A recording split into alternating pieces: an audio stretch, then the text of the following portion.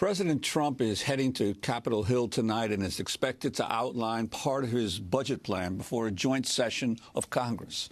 On Monday, Trump proposed increasing the military budget to just over $600 billion, nearly 10% increase, while deeply slashing the budgets of other agencies, likely including the Environmental Protection Agency and the State Department. Trump said he wanted historic increase in military spending. This budget will be a public safety and national security budget, very much based on those two, with plenty of other things, but very strong. And it will include a historic increase in defense spending to rebuild the depleted military of the United States of America at a time we most need it. This is a landmark event, a message to the world in these dangerous times of American strength, security, and resolve. We must ensure that our courageous servicemen and women have the tools they need to deter war, and when called upon to fight in our name, only do one thing: win. We have to win. We have to start winning wars again. Democratic Congresswoman Barbara Lee of California responded on Twitter by writing, quote, "President Trump's morally bankrupt budget will funnel more money to the Pentagon at the expense of the poor and our planet. This is an awful idea. The United States already has by far the largest military budget in the world. According to the National Priorities Project, the Pentagon's annual budget is roughly the size of the world's next 7 largest military budgets combined." Meanwhile, some Republicans in Congress, including Senator John McCain, are criticizing Trump for not seeking even more money for the military. We go now to Boston, where we're joined by Nita Crawford, co-director of the Cost of War Project, professor of political science at Boston University. In September, she released a report that found the United States has spent nearly $5 trillion since the September 11, 2001 attacks on Homeland Security and the wars in Iraq, Afghanistan, Syria, and Pakistan. Professor Crawford, welcome, welcome to Democracy Now! Can you talk about what President Trump himself is calling this historic increase that he's asking for the military, a 10% increase? Well, it is historic. There has been no increase of this magnitude in peacetime, or, in fact, since 2002, when the United States was running up for the Iraq War, so in recent war memory. This is unprecedented in a sense. And your response to it? Well, look, there is no grand strategy here. It's unclear to what purpose all of this money will be put, and anyone who calls for even more spending, I think, is missing the point. The United States has this year a military budget of $583 billion. Adding $54 billion will take us well into the $600 billion a year. Absent a grand strategy for this increase, what is it to be spent on? It will just, in fact, hurt the United States domestically and abroad, I think, make us more insecure. And Professor Crawford, the way that Trump has explained it, he's looking for increases in all the branches of the military, and in addition in missile capacity. So we're talking about, this is not a strategic planned increase in what we think may be a critical portion of the United States military. It's just an overall increase, isn't it? Right. Well, he's going to increase the nuclear arsenal, increase the capacity of it to make more flexible nuclear wars, if that were possible.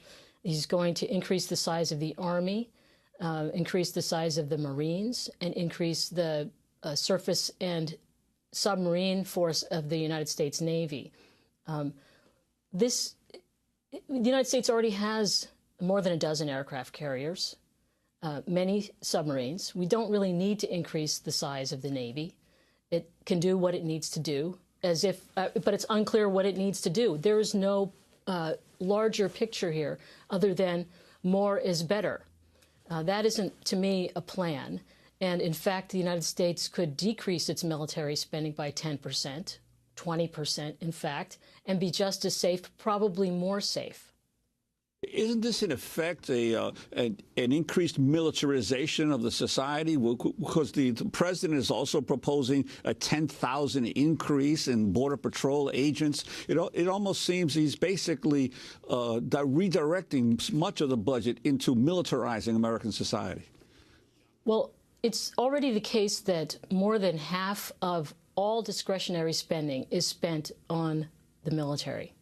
Right, so this will increase the proportion of all discretionary spending that goes toward armed forces. Then when you add the increased budget to Homeland Security, to Border Patrol, it is, in fact, you're right, a militarization of the United States domestically as well. And you see this when you go out to places on the border, or, for instance, most recently where I was in Standing Rock, that surplus military equipment is deployed at home. Now, we will have more surplus military equipment because what will happen is that the United States military will buy new things, and they'll have a desire to get rid of that surplus so they don't have to store it and maintain it. They'll give it to the police and Border Patrol and to other countries, which will, in fact, we'll see that military equipment again abroad. And we've also seen how devastating using military equipment designed for war at home can be. Speaking to the National Governors Association on Monday, President Trump criticized U.S. military spending in the Middle East. I saw a chart the other day. As of about a month ago, $6 trillion we've spent in the Middle East. $6 trillion. And I want to tell you, that's just unacceptable. And we're nowhere. Actually, if you think about it, we're less than nowhere. The Middle East is far worse than it was 16, 17 years ago. There's not even a contest. So we've spent $6 trillion. We have a hornet's nest. It's a mess like you've never seen before. We're nowhere. So we're going to straighten it out. So that's President Trump citing your figures, Professor Crawford, from the Cost of War Project. Your response? Well, he doesn't quite have it right, but it would take too long to correct him. But the gist of it is, yes, we've spent a great deal of money in Iraq, Afghanistan, Pakistan, and other parts of the world, including Yemen, making war. And what he does have right is we're not much better off, and in fact, in many ways, we're worse off. In Afghanistan, the government controls less territory now than it did a year ago, and it controlled less territory a year ago than it did the year before that. The number of Taliban and other insurgents in Afghanistan has, in fact, grown since they diminished the number of those forces in the mid-2000s. So it's about 40,000 people that are estimated to be in those movements. So you can't kill everybody, in other words, and expect that to work, because people don't like being pushed around and bullied. So his argument, it's the assumption that we spend more money than we've already spent, and it's going to get better, I think, is on the face of it illogical without a plan. There's no plan. It's just throw money. And the worst part about this, if you think about it, is we're committing ourselves then to not just spending an extra $54 billion this year, but because of the way the budget works, we're committing ourselves if we buy big weapons and increase the number of people in the military, to spending year after year that amount. You just don't spend it 1 year. You make commitments to buy weapons, and that takes time. And you make commitments to people to provide for their health care, and that doesn't go away after a year. And so we're committing huge amounts of spending for what? There's no plan for decades. Well, Professor Crawford, the $54 billion increase also is going to be create a $54 billion reduction in the expenditures for other agencies. The impact of such a large reduction on non-military spending, discretionary spending of the government. Well, just think of two domestically. The first, of course, is that we have urgent priorities at home. That each $1 million spent on the military, not to mention the billions, actually produces fewer jobs per dollar than non-military spending.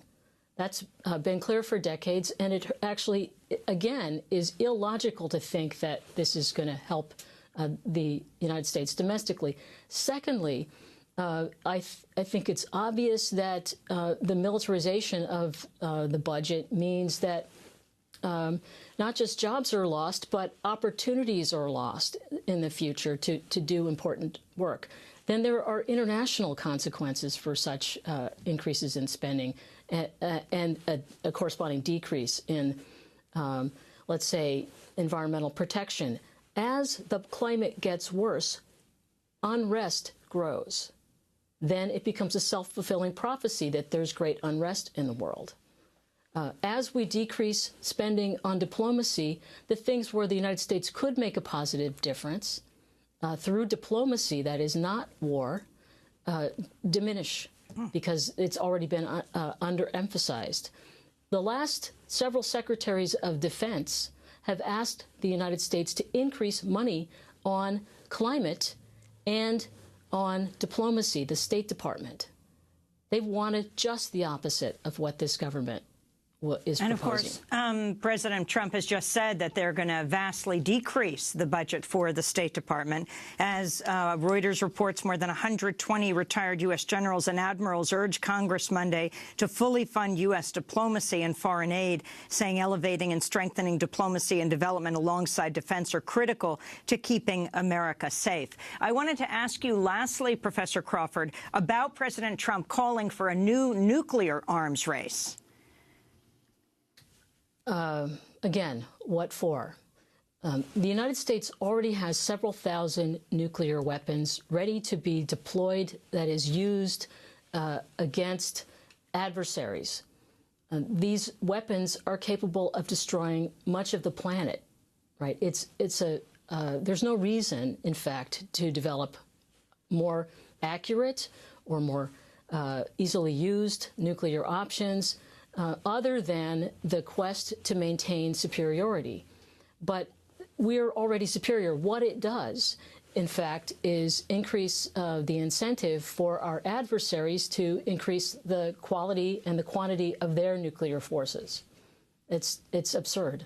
We want to thank you so much for joining us, Professor Nita Crawford, co-director of the Costs of War Project, professor of political science at Boston University. And we will link to your study at Democracy Now!